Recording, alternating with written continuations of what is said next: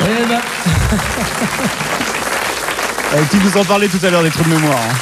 Je t'avais prévenu des trous de mémoire. Bon, la prochaine tournée, j'aurai un prompteur, comme ça sera plus simple. Ils l'ont tous maintenant. Pour un grand tour. Le titre de l'album est venu comment, Paul ? Le rêve sidéral, le rêve machin d'un rêveur sidéral, d'un naïf idéal. Ouais. Bon, je sais pas, c'est une association d'idées, un truc qui correspond à l'humeur du moment et puis à ce que tu ressens, donc tu calcules pas, quoi. La phrase m'est tombée comme ça correspond aussi. J'ai trouvé cette phrase aussi dans un des titres de l'album, quoi. Donc j'ai trouvé que ça représentait bien l'humeur, le feeling du moment, quoi, le truc, quoi. Ça correspond aussi à l'ambiance de Miraval, un studio qui est dans le sud, au milieu des cigales. Ouais, ça c'est un choix, le studio de Miraval. C'est-à-dire, bon, pour moi, le studio, c'est toujours vachement important. Bon, il y a des moments, bon, admettons, enregistrer dans un studio à Paris, il y a des moments, ça peut être bien, ça peut être porteur d'une certaine énergie ou une agressivité, quoi. Mais là, ça fait pas mal d'années où j'ai vraiment pas besoin de cette tension-là, quoi. J'aime bien bon, la zik, tu l'as dans la tête, donc t'as pas besoin en plus d'avoir toute la pression, des emboutes le matin, trouver une place, te garer, t'arrives en studio, t'avais prévu ce jour-là faire une balade, t'es super speed, et donc t'es mal barré pour la chanson, quoi. Donc moi ça me plaît d'avoir un truc en dehors de tout, et quand j'ai visité ce studio de Miraval, j'ai trouvé ça vachement bien, c'est planté dans les vignes, toi, c'est sur une colline comme ça, tu vis vraiment là, t'as les icônes qui sont avec toi, donc tu es en lockout, c'est-à-dire tu peux utiliser le studio comme tu veux, quoi. Donc tu te couches à 6-7 du mat, le lendemain matin tu arrives, tu reparles des chansons au petit déjeuner, et donc je trouve ça vachement bien, quoi. J'ai besoin de cette liberté-là, quoi. Et à quel moment sont intervenus les auteurs Boris Bachmann et Christian Dupont ? Disons Christian Dupont, ça a été c'est marrant parce que ça a été vraiment des retrouvailles avec ce mec, parce que c'est un mec qui avait écrit des textes pour un groupe dans lequel j'étais quand j'étais gosse, qui s'appelait L'Origine. Je sais pas, j'avais 16-17 ans. Et donc lui il faisait un peu le parolier, le mec qui allait un peu checker les maisons de disques, enfin qui faisait un peu tout ça. Bon, puis après on s'est perdu de vue, et puis j'ai eu des news l'année dernière, l'été dernier, et on s'est revus, tu vois, et je lui ai dit tu scribouilles toujours et tout. Il m'a dit ouais. J'ai dit écoute, là si jamais j'ai des chansons, je t'envoie une cassette si jamais t'as 2-3 idées. Et donc bon, il y a pas mal de chansons qu'on a fait ensemble parce qu'il fallait qu'il trouve le ton. Je lui demandais pas de faire du Paul Persson au niveau de l'écriture, mais qui m'amène des idées vachement intéressantes, mais que ça soit chantable pour moi, quoi. Et donc on a bien trouvé le dose.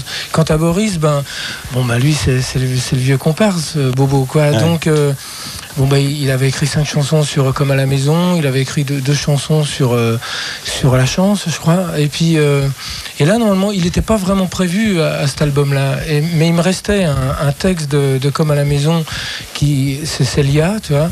Et moi ce texte il me bottait vraiment, quoi. Et je voulais vraiment pas le déformer, pas changer 2-3 mots, l'utiliser, mais il n'était pas fait pour une chanson, c'était plus un truc à raconter, quoi.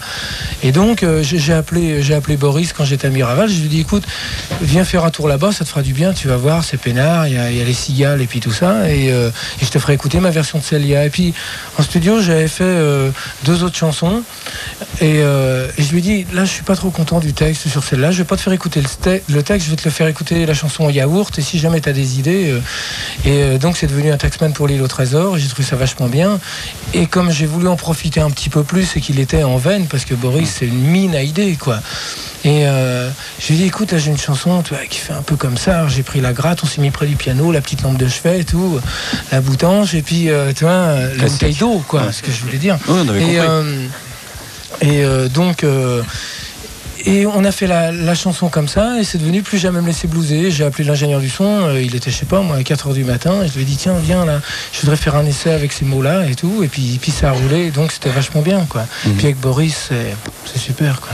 Il y a un bouquin qui est sorti, Paul Persson, par Charlie Dan et Rémi Carnoche, vous l'avez dans la poche, Christian Blachasse. Mon livre de chevet. Livre de chevet.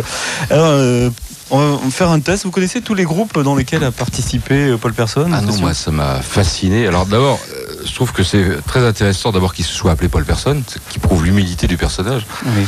Son vrai nom est Roux. René Paul Roux. René Paul Roux. Ouais. Il a créé un groupe qui s'appelait Backstage, de la volonté d'être dans les coulisses, pas en lumière et tout. C'est quand même marquant, quoi, dans sa personnalité. Ouais. Et moi, quand je l'écoute, je me dis quand même que ce type, il peut pas se démoder. Il a gagné, à mon avis, définitivement gagné. D'abord parce que le blues et le rock, c'est pas démodable. Et en plus parce qu'il est pur et dur, les boîtes de décoffrage sans concession. Et puis je trouve que c'est une justice, parce que quand on lit ça, c'est vrai que ce mec a galéré. Son premier groupe, c'est en 69, je crois, un truc comme ça. Il a connu toutes les galères, les sandwichs, les nuits dans les caravanes sordides, les impresarios véreux, enfin tout connu, quoi. Donc moi je trouve que c'est une belle morale, que c'est un beau conte de fées, toi, qui enfin après des temps d'années soit reconnu.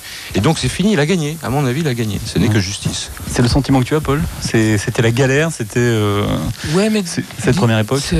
Moi, je prends vraiment ça comme l'apprentissage de la vie, quoi. C'est-à-dire, bon, moi, j'ai jamais été arriviste, même à la limite du manque d'ambition, tu vois. Moi, ce qui me plaît, ce qui m'a toujours plu, c'est de se retrouver entre potes, faire de la musique. Ouais, tu bandes sur un truc comme ça, et puis ça te plaît, tu pars sur la route, ouais, t'en chies, mais quand t'es môme, tu te rends pas compte. Mais c'est vrai que t'as tous ces crocs de vagues, toutes ces désillusions et tout, mais bon, t'y retournes. Bon, puis c'est vrai qu'au bout d'un moment, à force de claques dans la gueule, toi, tu la baisses la tête, toi. Mais d'un autre côté, tu prends une force aussi en disant, attendez, les mecs, vous m'aurez pas comme ça, quoi.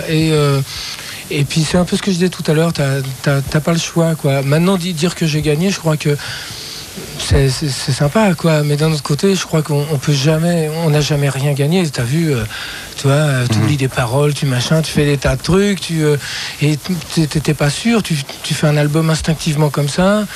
Ça baigne pas, les gens l'aiment ou pas, tu peux pas savoir. Mais le seul truc que je sais, c'est que je remets toujours des tas de choses en question, mais je sais pas du tout de m'adapter au mode ou au temps qui passe, quoi. Je vis avec le temps, quoi. Je me fais bercer par le temps, tu vois. C'est comme de la flotte qui te porte comme ça, et puis t'y vas. Je sais pas de regarder derrière. Moi, je regarde un peu ce qui va se passer devant, mais je crois que ce qui est important, c'est de vivre ce que tu as à vivre maintenant, mais sans chercher à être opportuniste sur le truc.